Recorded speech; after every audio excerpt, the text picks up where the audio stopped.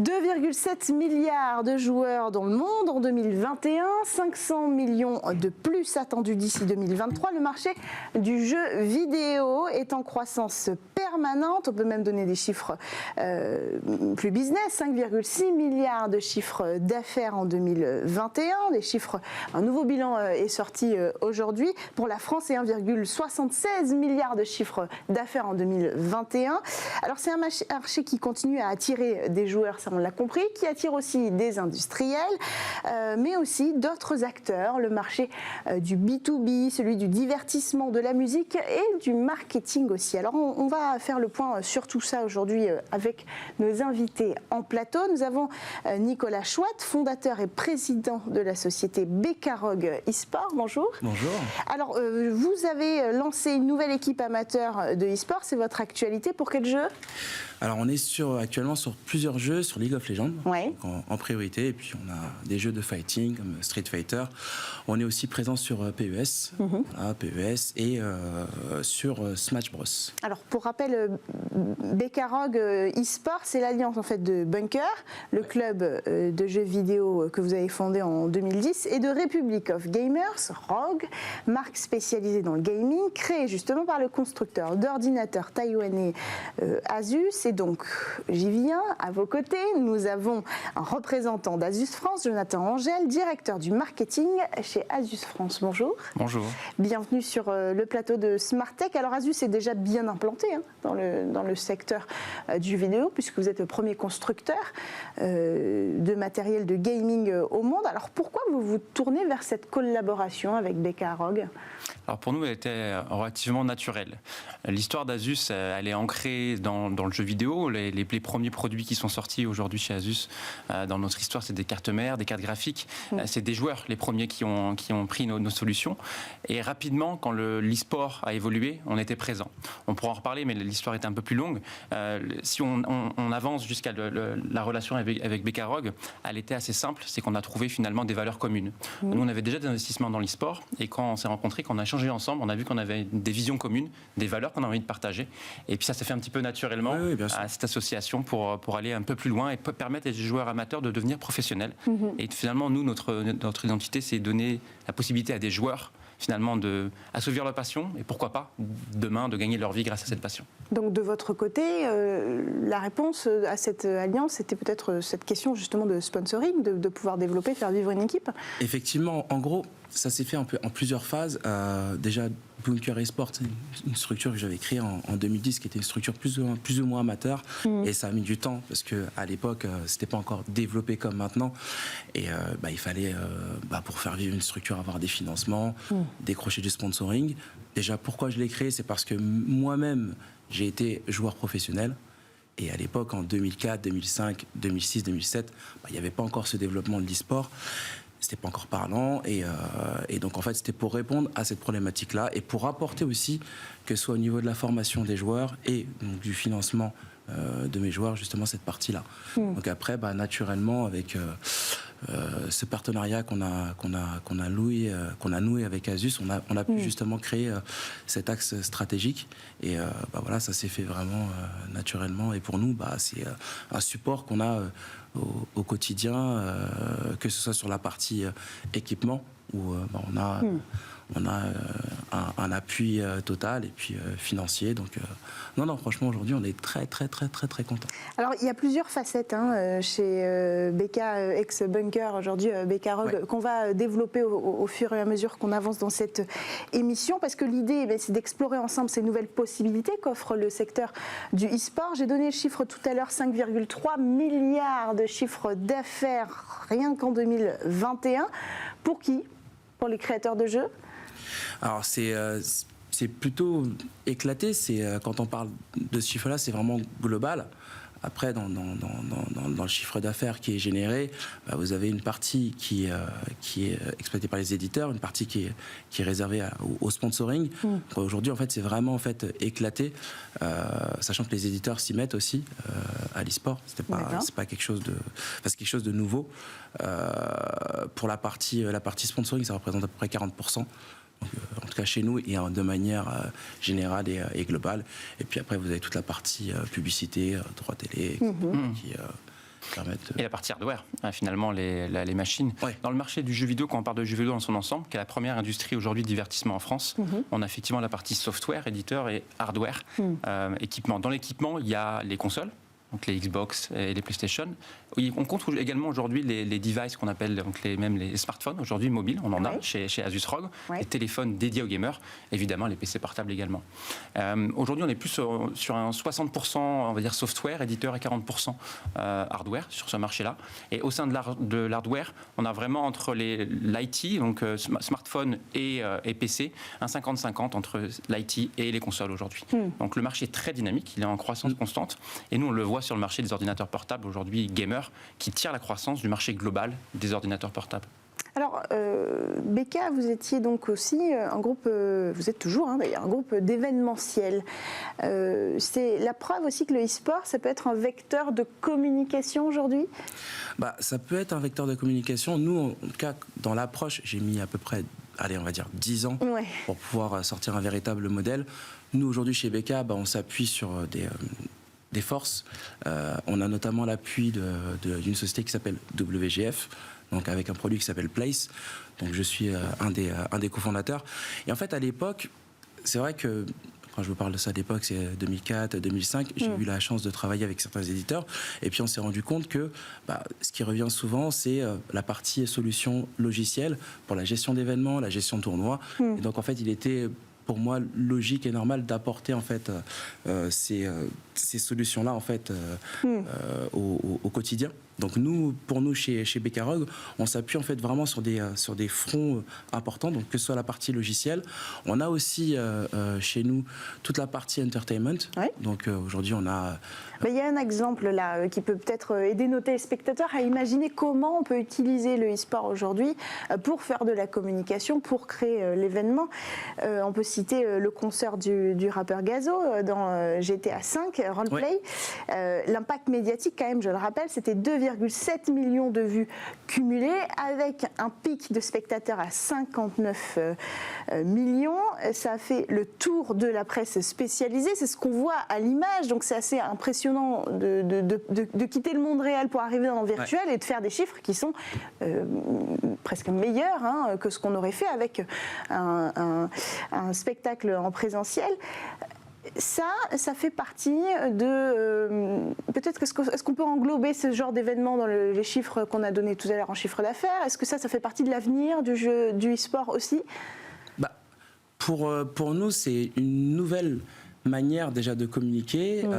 Après, la structure en elle-même, et avec notamment le soutien d'Asus, on essaye toujours de proposer des choses innovantes, et même en termes d'expérience, que ce soit pour ceux qui viennent regarder un show, un live, il faut que ce soit intéressant, et même pour... on travaille avec des maisons de disques pour l'artiste, qui est donc notamment Gazo. C'était très intéressant, c'était une première expérience aussi pour lui, et l'objectif c'était vraiment de pouvoir en fait créer en fait ce truc en 360 où chacun en fait est gagnant, et donc voilà, nous on essaie à chaque fois d'innover à notre manière, puis toujours grâce au soutien d'Asus qui était présent. C'est un vecteur intéressant pour vous aussi, en tant que constructeur, de pouvoir bénéficier de cette visibilité, de voir ces outils marketing intégrer le e-sport aujourd'hui. Ça vous donne aussi à vous et aux autres constructeurs, puisque vous n'êtes pas les seuls, de la visibilité. Vraiment, c'est une réelle opportunité. Donc on a su identifier assez tôt l'e-sport naturellement, parce qu'on y est présent depuis longtemps, et on voit ces liens qui se créent finalement, naturellement, entre la musique, on a parlé aussi le jeu vidéo, le sport, et ça c'est un exemple concret finalement sur la musique. Donc c'est pas vraiment le marché du jeu vidéo en soi, là sur ce type d'exemple-là, on va vers le métaverse, vous en parliez juste avant, effectivement, on est complètement dans ces sujets-là, et donc on est un petit peu sur le divertissement de demain, même si ça a lieu aujourd'hui, où on tente des expériences, et quand on se rend compte que le public est au rendez-vous, on se dit que peut-être qu'on a trouvé quelque chose qui est à creuser. Et donc, est-ce qu'on parle encore de gaming ? C'est la croisée des mondes. C'est la croisée des mondes, en fait. C'est la croisée des mondes. Entre le gaming, la musique, au final, c'est des audiences qui se croisent. Et l'objectif, en fait, c'est de vraiment en fait, trouver la bonne clé. Alors, vous avez mentionné Place, dont vous êtes le cofondateur. C'est une plateforme de tournoi administrable en marque blanche. Ça, c'est un autre exemple. Aujourd'hui, le gaming, c'est du B2B. C'est ça. C'est du B2B. Et en fait, Place, c'est une plateforme qu'on a créée. Pourquoi ? je me raconte toujours des histoires, mais moi à l'époque, j'étais champion, j'ai participé à plein d'événements, j'ai fait plein de tournois, etc. Vous étiez coach aussi? J'étais aussi coach, j'ai gagné plein de choses, plein de titres. Mais voilà, aujourd'hui, si on cherche mes données, mes datas sur mes événements, ce que j'ai fait, c'est des choses que vous n'allez pas forcément pouvoir retrouver assez facilement. Et en fait, l'objectif de Play, c'était d'avoir une plateforme qui déjà soit capable de regrouper toutes ces datas. Et ensuite, la deuxième fonction, c'était aussi de pouvoir proposer aux marques un espace, un lieu dédié où ils pourraient faire vivre leur communauté, organiser des événements, créer des news, etc. Avoir un espèce de... comment dire ça? Avoir une plateforme qui vous fasse tout... Voilà. Gérer vos événements de jeux vidéo. Une formule clé en main. Voilà, une formule clé en main. Donc au début, c'était un pari fou, mais au final, on a réussi il y a à peu près 1 an à sortir cette plateforme-là. Et puis voilà, aujourd'hui, on en est quand même très très content et on a des très bons clients en plus. Le B2B, c'est un virage qui intéresse aussi Asus et les constructeurs en général? Alors forcément, nous on a 2 B2B. Le premier B2B, c'est équiper les entreprises d'un ordinateur portable. Et le deuxième, c'est le travail en collaboration qu'on peut avoir. Et typiquement, pour nous, c'est une vraie solution d'administrer des tournois au nom d'Asus ROG. Plutôt que de se dire, effectivement, est-ce qu'on va participer à un tournoi avec un éditeur de jeu? Demain, effectivement, grâce à ce type de solution, on peut travailler nos propres tournois. Un tournoi qu'on va appeler le tournoi Republic of Gamers. Et des joueurs peuvent s'inscrire. On peut s'y attendre à ça ou pas? Bien sûr. C'est en projet? C'est complètement en projet. Et on essaie de le faire aboutir pour 2022. C'est intéressant pour les joueurs, c'est intéressant pour la marque, évidemment, d'un point de vue marketing. Et c'est intéressant aussi pour dénicher des talents. Demain, de trouver des joueurs qui vont performer dans ces tournois et se dire pourquoi pas les passer professionnels dans notre structure. Donc là, vous êtes associé avec Bekarog. Donc l'idée, c'est pas de créer une équipe Asus, c'est de créer ensemble. Tout à fait. C'est notre équipe Asus. Nous, c'est notre coéquipe. Il faut savoir que dans notre ADN, on avait l'e-sport et on avait commencé par la formation. On avait créé ce qu'on appelle la ROG School, donc l'école du gaming. C'était une des premières. Donc on prenait des jeunes qu'on avait identifiés dans notre communauté et on essayait de les aider à devenir professionnels. C'était déjà il y a au moins 5 ans. Et c'est vrai que beaucoup sont devenus professionnels. Après, le milieu de l'e-sport s'est professionnalisé et on s'est dit, nous aussi, on va peut-être professionnaliser nos joueurs et avoir une équipe professionnelle. Et dans cette démarche-là, on s'est rendu compte qu'effectivement, nous, en tant que marque, c'est peut-être pas notre savoir-faire premier. Et qu'en tant que marketeur ou communicant, on avait aussi d'autres projets. Et on a essayé de trouver des partenaires pour ça.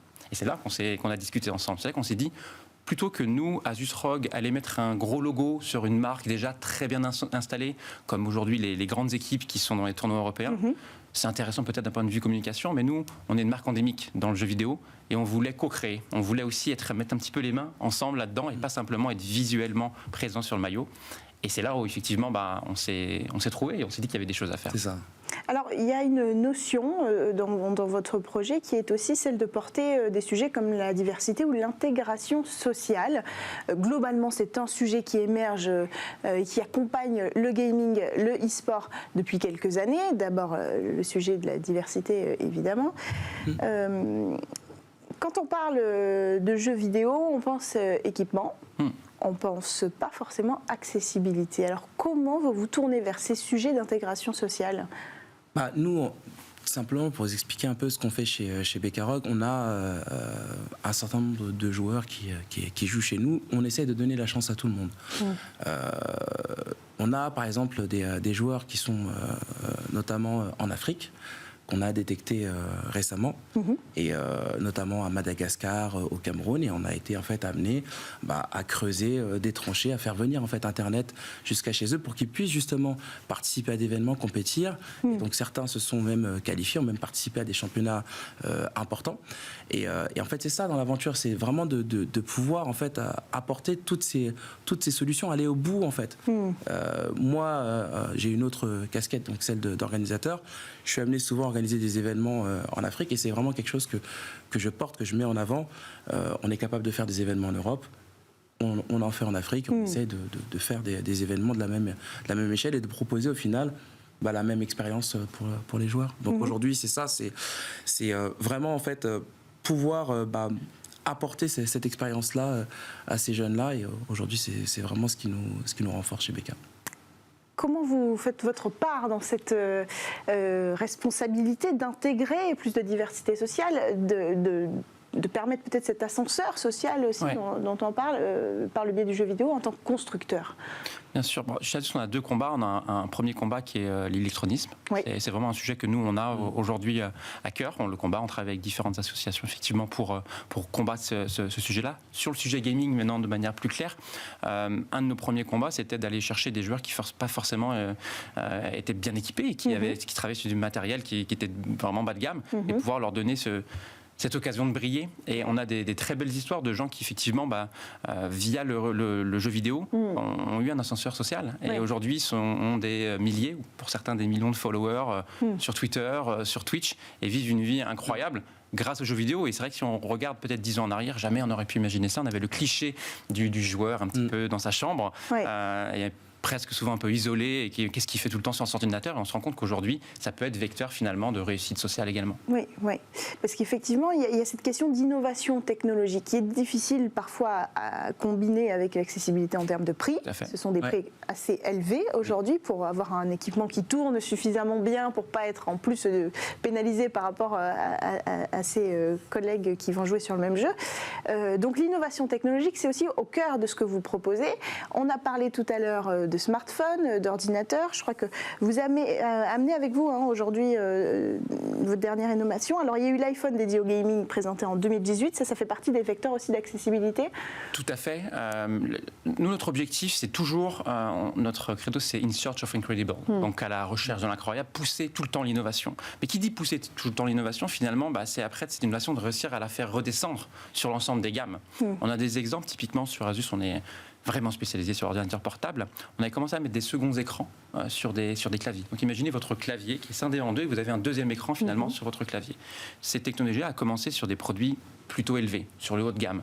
Et petit à petit, finalement, on appelle ça la descente technologique. On arrive à mieux rationaliser nos coûts et à apporter ces innovations sur l'ensemble de la gamme. Et aujourd'hui, vous avez ces seconds écrans sur des ordinateurs à 499 €, 699 €.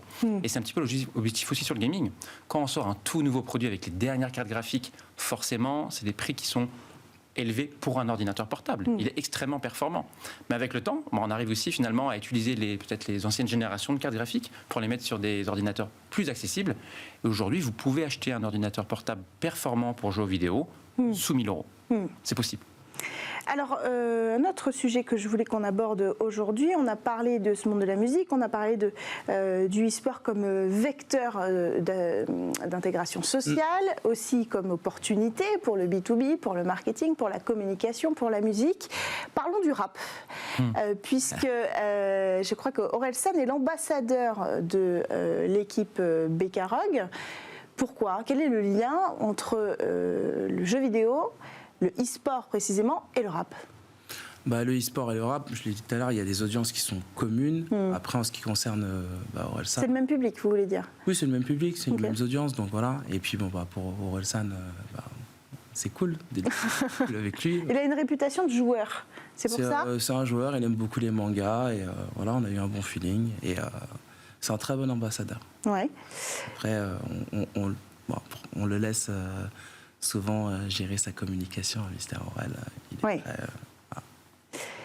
Jonathan, l'association Azus Rap, c'est pourquoi?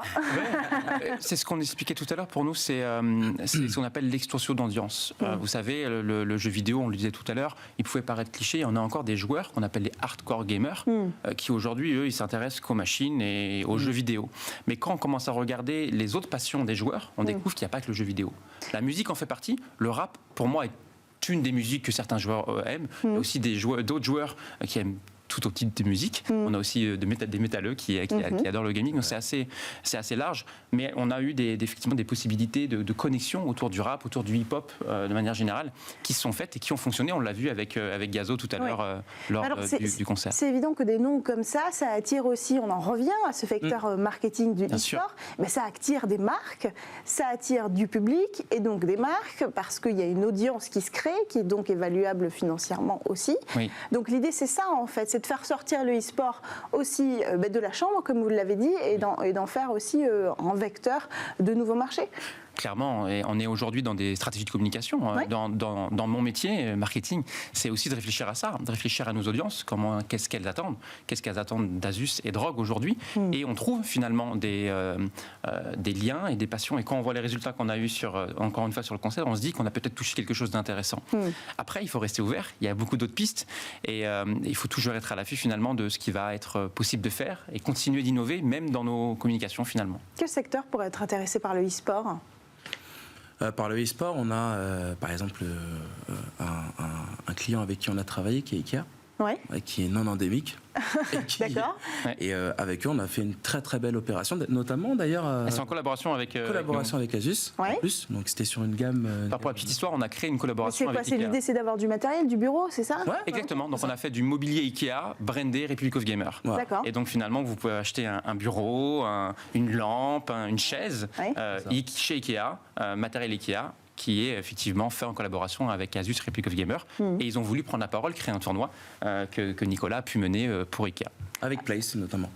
Avec Place en marque blanche, donc la proposition d'événements en marque blanche. Merci à tous les deux d'avoir pris le temps de venir sur ce plateau aujourd'hui pour qu'on puisse décortiquer ensemble tous les vecteurs possibles grâce aux jeux vidéo, grâce au monde du gaming aujourd'hui, du e-sport, qui représente quand même des millions de joueurs aujourd'hui dans le monde et qui est donc un vecteur à la fois d'évolution sociale, de diversité. Vous le disiez, vous développez un marché aussi en Afrique pour donner accès aux concours européens à tous. C'est ça. Et puis c'est aussi un nouvel outil de communication dont on n'a certainement pas fini de parler et donc de suivre les événements qui iront avec. Merci à tous les deux d'être venus sur le plateau. Jonathan Angèle, je rappelle que vous êtes directeur marketing chez Asus France et vous, Nicolas Chouat, fondateur et président de la société Bekarog eSport. On poursuit quant à nous notre émission quotidienne Smart Tech, mais d'abord ne partez pas trop longtemps, vous avez une courte page de publicité et on se retrouve juste après.